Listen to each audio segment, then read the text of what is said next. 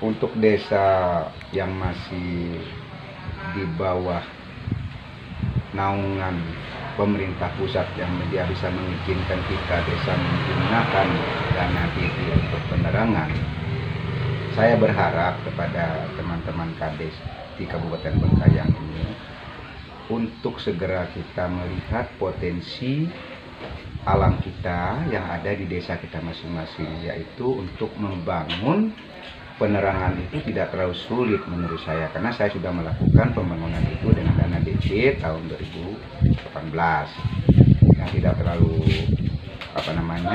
tidak terlalu juga takut kita membangunnya, walaupun harga barang-barang di Sungguh itu mahal, tapi dengan adanya semangat tekad kita untuk membangun, nada yang mustahil bagi saya. Makanya saya berharap kepada Pak Amit ini, karena kami sudah pernah survei di kampung dia di desa dia itu, mudah-mudahan tahun 2021 nanti segera dibangun supaya kampungnya tidak lagi gelap. Jadi judul saya waktu itu saya membangun PLD 01, dari gelap terbitlah terang, dari gelap terbitlah terang. Karena memang kalau tidak ada sumber air terjun, tidak mungkin kita membangun PLTMH, pembangkit listrik tenaga mikro hidro. Ini yang sudah dinikmati oleh warga Sungguh kompleks sekarang. Tinggal lagi desa Sungguh 3, Dusun Batu Ampar yang sedang dalam pengerjaan sekarang. Terus anggarannya dari mana tuh Pak Kades? Anggarannya itu kan memang ada di dana desa. Dana desa ya. APBN pusat. Itu sudah mengalirkan berapa kakak itu Pak Kades yang telah dibangun? Kalau di desa saya, Dusun Kadok, Desa Sunggung 2 itu sudah semua tersalurkan, teralirkan. Penduduk sudah menikmati lampu, sudah berjalan 2 tahun lebih. Kemudian SMA yang dulunya pernah mereka ujian berbasis komputer, beli mesin genset, 1 kali pakai langsung jam semuanya. Begitu lampu kita sudah kita aktifkan, menghidupkannya, kita sambung kabel induknya ke SMA, instalasi sampai ke ruang-ruang kantor dan perumahan guru. Mereka ujian berbasis komputer, lampu kita hidup 24 jam. Terjamin semuanya. Oke, jadi proses ngajar-mengajar guru sekarang dengan adanya penerang itu tidak ada kendala ya? Tidak ada kendala. Mereka satu yang menjadi kendala pada saat mereka ujian berbasis komputer pada tahun 2016, 2017 itu sangat mengalami kesulitan besar. Begitu lampu kita bangun tahun 2018, mereka merasa wah sudah terangkat beban sekolah, nggak lagi pakai minyak genset itu solar gitu, tapi mereka sudah minta Pak Kades langsung salurkan lampu ke SMA.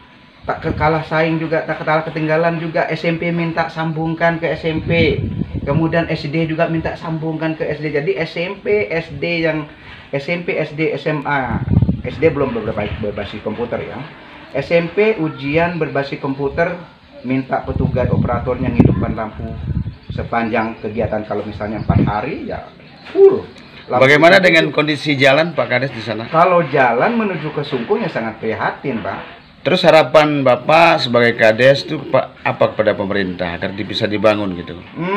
Untuk harapan saya kepada pemerintah, baik pemerintah pusat, pemerintah provinsi dan daerah, tidak terlalu sulit untuk membangun akses jalan dari Dusun Kapot, Desa Tangguh untuk menuju ke Desa Sungkung 2 yang berbatasan dengan Tangguh, Kecamatan Ciding pada umumnya.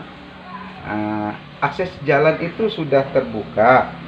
Cuma untuk peningkatannya yang medan-medannya terlalu tinggi itu kan memerlukan dana. Jadi tidak cukup kalau dengan dana desa, dana kita ini kan terbatas. Nah, desa itu hanya bisa membangun sepanjang 5 kilo gitu kan. Jadi jalan ini sangat menjadi roda ekonomi Sungkung yang kendala selama ini. Untuk keluar ke kecamatan untuk berurusan, baik yang sakit masuk ke kita rujuk dari petugas Polindek di Sungkung menuju ke kecamatan Ciding ini, mereka terpaksa harus bergotong dulunya, tetapi sekarang dengan bisa disuruh naik ke motor, dikawal, akhirnya selamat. Bisa melahirkan dengan selamat di Puskesmas Induk di Siding. Nah, gimana kalau pemerintah tidak memperhatikan urus Sungkung, akses jalan yang tidak terlalu, saya pikir tidak terlalu jauh ya, 28 kilo. Ya. Tapi karena memang tidak ada niat pemerintah untuk fokus membangun akses jalan ke Sungkung. Jadi harapan kami untuk pemerintah ya tolonglah Sungkung ini diperhatikan, jangan Sungkung ini dijadikan lahan basah. Kebetulan ini kan daerah perbatasan antara Malaysia dan Indonesia ya Pak. Betul. Daerah Kadang-kadang orang Sungkung ini kita juga ya udah cukup lama lah menunggu. Jadi isu yang kita lihat kalau anak-anak ini pulang dari Malaysia kerja kuli di Malaysia, dan kenapa kita ini tidak dibangun jalan seperti di daerah Malaysia. Nah, cuma kan kita ini masih berbangga kepada bangsa negara kita NKRI ini. NKRI kita ini adalah kita adalah warga negara Indonesia. NKRI kita betul-betul kita jaga, kita pelihara. Sebetulnya Sungkung itu banyak-banyak yang berbicara. Salah satunya potensi alam yang bisa digarap itu untuk meningkatkan taraf hidup ekonomi rakyat itu apa di bidang Di pertanian? Sana, pertanian, perekonomian pertanian ya selain berkebun lada, ada juga coklat, kopi juga cocok ditanam di sana. Jagung apalagi, cuma kalau jagung ini kan sulit orang Sungkung bawa. Kalau kondisi harganya tuh gimana Pak Kades? Karena jangkauannya kan jauh, jalannya juga belum baik. Iya. Kalau gimana tuh harga? Kalau harga komoditi? Komoditi yang di sana seperti sahan, koko, jagung gitu. Ya harga jual di kampung dengan di Entekong dengan di seluas Jago Babang baik Siding ataupun Bengkayang itu tidak sama. Tidak sama harganya. Ya, tidak sama. Karena memang nggak harus dihitung ongkos, karena mahalnya ke ongkos. Oke, ini terakhir Pak Kades.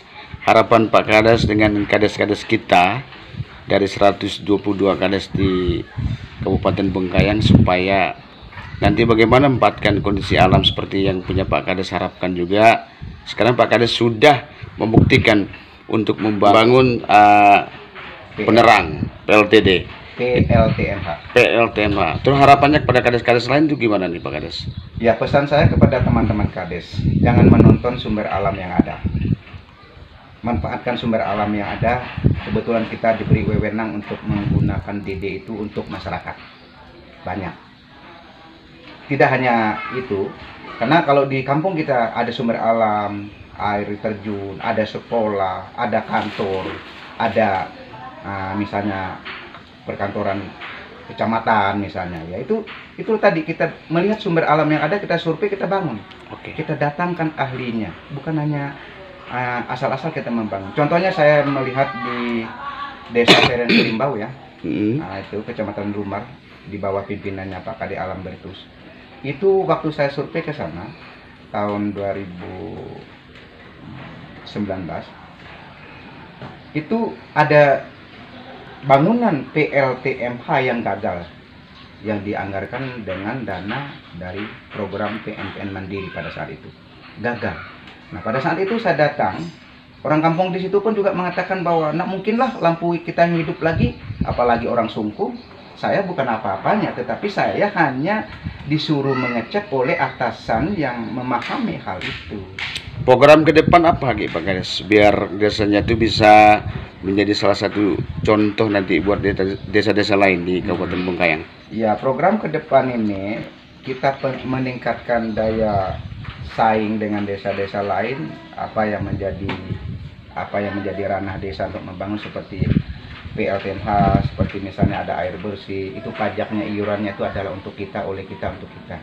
Contoh kami punya, nah pajaknya lumayan, kami bisa ada kerusakan ini kami bisa bangun sendiri, tidak harus menunggu ada uang dari desa. Terus itu hasil daripada apa yang kita bangun dengan dana DD itu tadi Pak Supra, begitu. Oke, ada tambahan lagi?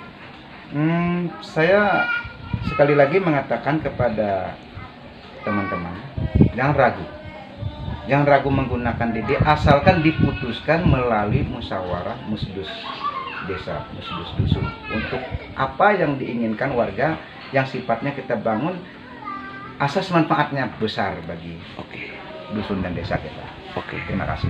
Terima kasih Pak Kades.